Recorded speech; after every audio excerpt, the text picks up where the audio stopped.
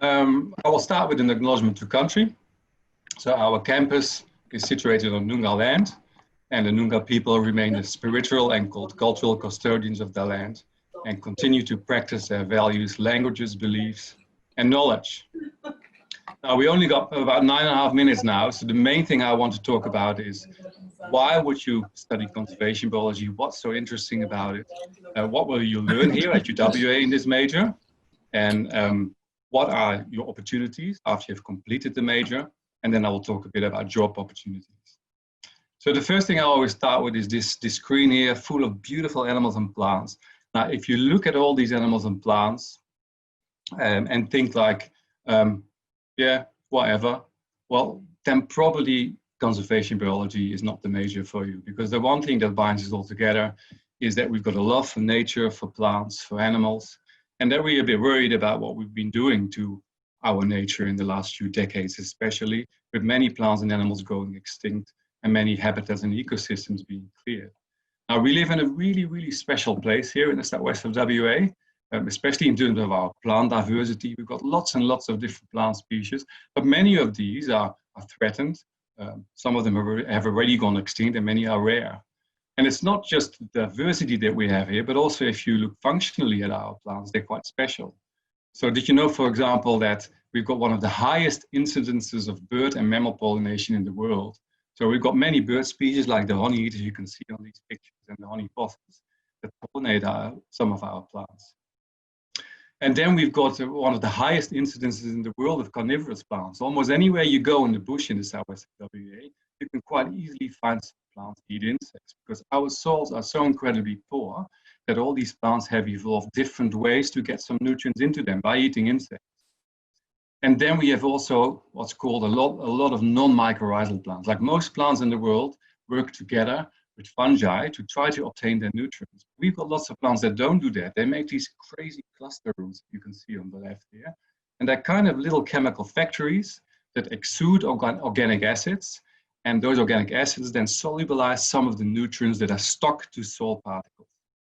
So that's one of the ways how especially plants in our Banksia family, so you see Banksia and Grevillea here, how they cope with our very poor nutrient soils. I've also put this picture up, and that's partly a hobby of mine. We've got an amazing diversity of orchid species here in the southwest of WA. But of course, we also have many unique animals. Look at this thorny devil here, or the bilby, or the numbat, or how beautiful this splendid fairy wren is, or the whale sharks at Ningala Reef. But also there again, many of our mammal species are threatened, and quite a few of them have already gone extinct. Now, because of all of that biodiversity, we are actually one of only 36 what they call biodiversity hotspots in the world, as you can see here in the southwest.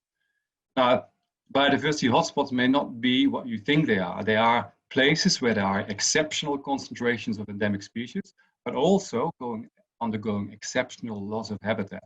And in the southwest of WA, for example, more than 70% of our land has already been cleared. So that means that we also got a lot of biodiversity potentially to lose. And there's lots and lots and lots of different threats.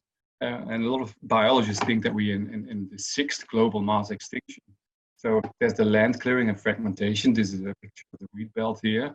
And we've got all the salinity problems. Then we've got all the cats and foxes around, problems with cane toads, rabbits, pigs, goats. We've got lots and lots of different weed species. You've got disease. And on top of all of that, we've got climate change happening. So it's really clear that we have to try, as a society, have to become much, much more sustainable. And we need lots and lots of young people being interested in nature, being interested in trying to prevent species extinctions, and trying to make our society a better, more sustainable society. So what can we do to prevent extinctions? The picture on the left here is a picture you probably all know, depicting the devastating bushfires that we had earlier in the year. And lots of them were due to climate change. So what can we do to prevent extinctions? So what kind of skills do you need? If you come to UWA and you study conservation biology, what are the kind of things we're going to teach you? Now, of course, you need to be able to study what biodiversity is there. So that's about plant and animal survey and taxonomy. And there's lots and lots of cool techniques nowadays that we can use. For example, we can take a sample of a stream and look for DNA in that stream. And in that way, we can know what kind of animals or plants are around in that stream. And we can also put transmitters on animals and see how they behave and where they go to try to adapt our management and see which species could be vulnerable to them. Now, also, of course, you need to learn about the biology and ecology of endangered species and ecosystems, and about the threatening processes. It doesn't make much sense to breed animals in the zoo or in botanical gardens and then put them back in nature without really understanding what the threatening processes are.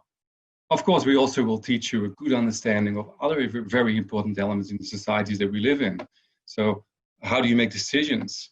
You need to understand our economic system, where we get money from, how you prioritize, and about legal issues.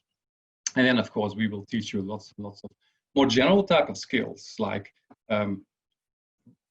writing reports, oral presentation skills, critical thinking, and people and project management. Now, what are the opportunities after you've completed your 3 years of the major? What can you do then?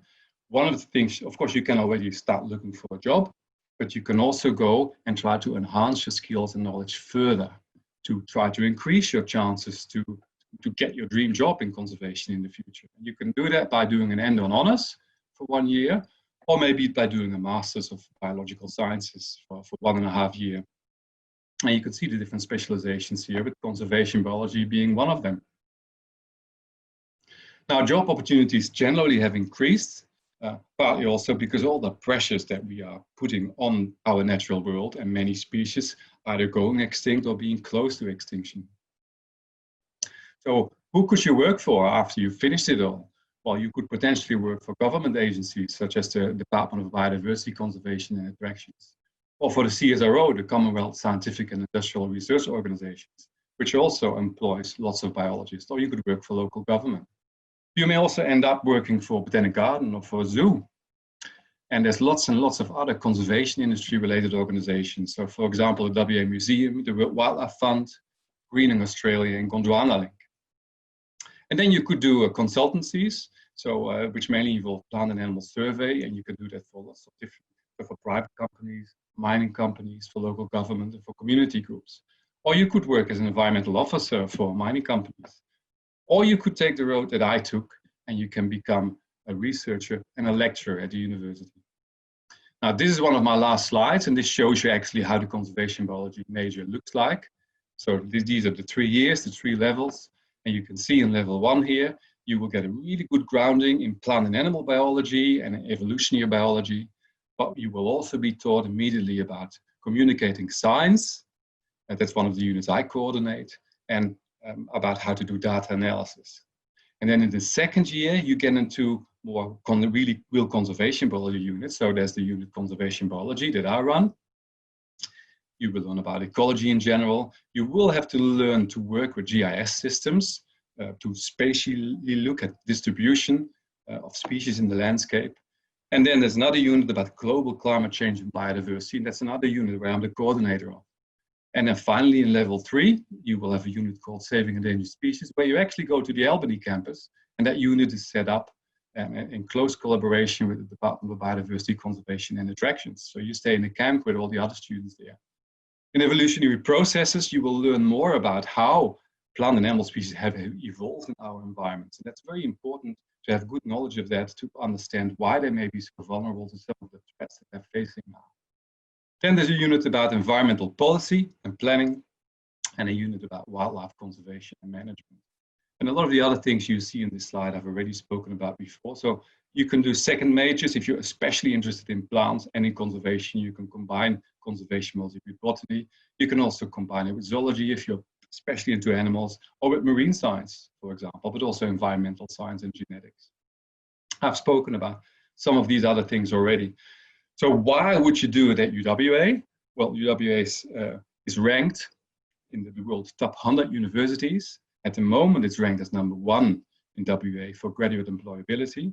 And we've got at the moment more than 4,500 international industry partnerships. And also in many of the units in conservation biology, we work very, very closely together with the local conservation industry in setting up of these units. So we're really trying to prepare you, not just to have a good time here at UWA, but also to learn the skills that you need to have a good chance of get yourself a really nice job in conservation and try to make a difference in this world. Now, if you've got any questions about the Conservation Belgium major, about this presentation, then you could go to the UWA Open website, Open Day website. You have to go to study areas and then choose agriculture, environmental, and biological sciences. There's a discussion board on there that you can enter. If you scroll down on that page, you can go to the discussion board. You can post your questions there. So there's several people answering questions there already now. And from 1 to 2, I will also be on that board. So if you have questions to me specifically, you can post them there and I will answer them between 1 and 2 o'clock. And if you think of other questions later on, you can always just email me at this particular email address.